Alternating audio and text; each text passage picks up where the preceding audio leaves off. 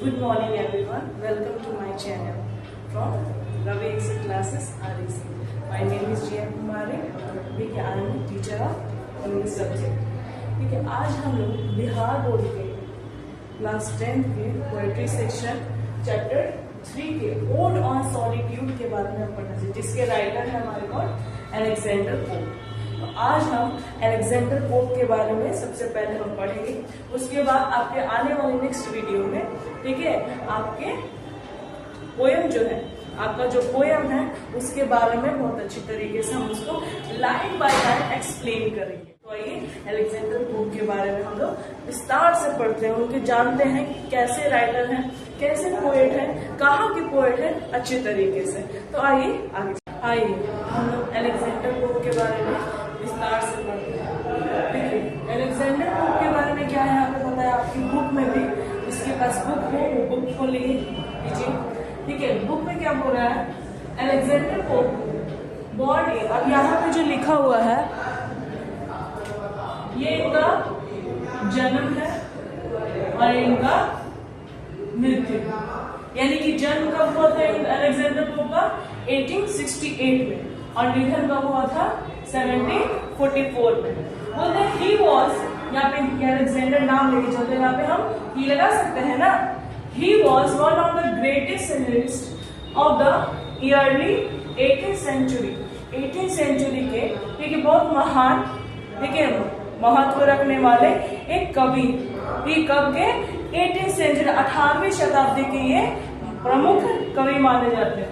बोलते he was also a critic, also a critic, यानी कि ऐसा कविता जो कि गीत की तरह गाया जाता है, एक सॉन्ग की तरह गाया जाता है। ओड का अर्थ भी वही होता है गीत। ओड एक ग्रीक शब्द, आगे हम पढ़ाएंगे आपको। ओड एक ग्रीक शब्द, इसका अर्थ होता है गीत। But he is remembered chiefly as the satiric, लेकिन एक मुख्य तरीके से एक सैट्रिक, एक मुख्य कवि माने जाते हैं। गीत की तरह तो लिखते हैं लेकिन एक प्रमुख तरीके से एक कवि। बोलते हैं this way of his poetry is the best expressed in the rape of law. ठीक है, ये मुख्य तरीके से अपने कविता के लिए जो प्रमुख इनकी कविता है उसका नाम क्या है, द रेट ऑफ लॉ। ठीक है, इसके लिए प्रमुख तरीके से ये जाने जाते हैं। बोलते हैं द डच यार्ड, 3 यहाँ पे इनकी रचनाएं हैं, कविताएं हैं। सबसे पहला आपका द रेट ऑफ लॉ, दूसरा the Dunciad and the epistles. ये जो है उनके 3 कविताएं हैं जो कि प्रमुख रूप से इनकी रचनाओं में शामिल की जाती है। वर्ड्स यानी कि रचना। आगे बोलते हैं two of his the famous work, other famous work. बोलते हैं क्या, two of his other famous work, यानी कि 2 ऐसा प्रमुख रचनाएं हैं जो कि और मुख्य तरीके से जो कि एसे में आते हैं, are essay on criticism and essay on man. 2 essay, essay यानी कि निबंध, एसे यानी निबंध। तो 2 निबंध, 3 हम लोग क्या पढ़े, 3 पोएट्री कविताएं और 3 जो है हमारा प्रमुख निबंध, ऐसे ऑन क्रिटिसिज्म, ऐसे ऑन मैन। ठीक है, अब देखिए यहां तक तो था उनके बारे में, अलेक्जेंडर पोप के बारे में, लेकिन आगे क्या बोलते हैं पोएम के बारे में समझिए। Ode is the poem addressed to the person and the object.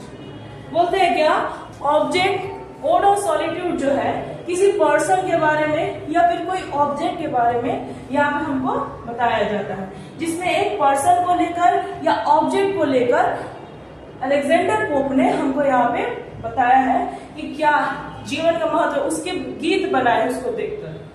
आगे बोलते हैं द ग्रीक वर्ड ओड, पहले भी आपको बताया, लेकिन जो ग्रीक वर्ड है वो क्या है, ओड। ओड जो है एक ग्रीक वर्ड है, मीन अ पीरियोडिक सॉन्ग, जो कि एक गीत है। एक गीत, कैसा गीत, जनरली एपोज्ड बाय डांस, जो कि जनरली तरीके से, मुख्य तरीके सामान्य रूप से डांस में यूज होता है। ओड का अर्थ होता है पीरियोडिक सॉन्ग, जो कि as a dance song use किया जाता है। बोलते हैं आगे क्या, the Term in presently used to refer to long meditative lyric poems that in definite manner address a noble subjects. बोलते हैं क्या यहाँ पे प्रेजेंटली अभी में क्या रेफर करता है, एक लंबे समय, एक मेडिटेटिव, एक लिरिकल पोएम, ठीक है, एक गीत जैसा, जैसे कबीर का दोहा कैसा है, ठीक है, उसको गा के भी हम लोग गाते हैं और सुनते भी हैं, यूट्यूब बहुत सारे वीडियो जो कि उन्हें गाते हुए हैं, ठीक है। तो उसी तरीके का पोएम जो है ओड ऑन सॉलिट्यूड है, जो कि एक व्यक्ति या फिर एक ऑब्जेक्ट के बारे में, उसके सामान के बारे में, उसके जीवन के बारे में हमको सिखाता है, और उसी को गीत बनाकर अलेक्जेंडर पोप ने हमको बताया। आगे क्या बोलते हैं, इन द प्रेजेंट, क्या बोलता है, इन द प्रेजेंट पोयम, यानी कि अभी हमको कौन सा पोयम पढ़ना है, ओड ऑन सॉलिट्यूड। तो वही बोल रहा है जो प्रेजेंट पोयम है ओड ऑन सॉलिट्यूड, ठीक है, the poet draws a beautiful picture of a happy man, ठीक है, एक ड्रॉ किया जिसमें एक पिक्चर है, ठीक है, एक व्यक्ति का पिक्चर है जो कि दर्शाता है कि एक व्यक्ति कैसे सुखी रह सकता है, खुश कैसे रह सकता है। इस कविता में हमको यही पढ़ना है कि जो हमें जीवन है, हमारा जो जीवन है, हम इसमें खुश कैसे रहेंगे, और जो व्यक्ति खुश रहता है वो कैसे खुश रहता है, वो क्यों खुश रहता है, ठीक है, उसके पास जीवन जीने का है, ठीक है, उसके जीवन जीने का तरीका है, उसमें एक सीमाएं बंधी हुई है। एक बात आप लोग को बताते हैं, जीवन जीने का तरीका, ठीक है, जीवन जीने का तरीका कैसे हो सकता है, कोई बताओ, नहीं, हम बताते हैं। हम जो कि है, मान लीजिए हम ये कपड़ा पहने, अच्छा कपड़ा है, ठीक है, इससे एक्सपेंसिव भी आता होगा मार्केट में, इससे ज्यादा महंगा भी आता है, इससे अच्छा सुंदर भी आता होगा।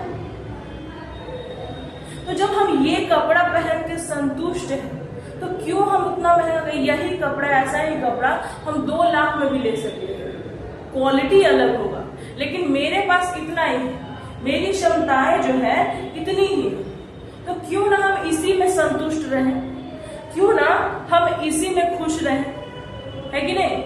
आप लोग को भी यही समझाते हैं, ठीक है। मान लीजिए मार्केट में गए, हमको बैग लेने गए और मम्मी के साथ गए, तो बैग दिखा 2 और दोनों पसंद आए गए, तो हम क्या दोनों ले लेंगे, गलत बात है। जो हमारी आवश्यकताएं हैं उसकी पूर्ति हो गई, हम लोग को उसी में खुश हो जाना चाहिए।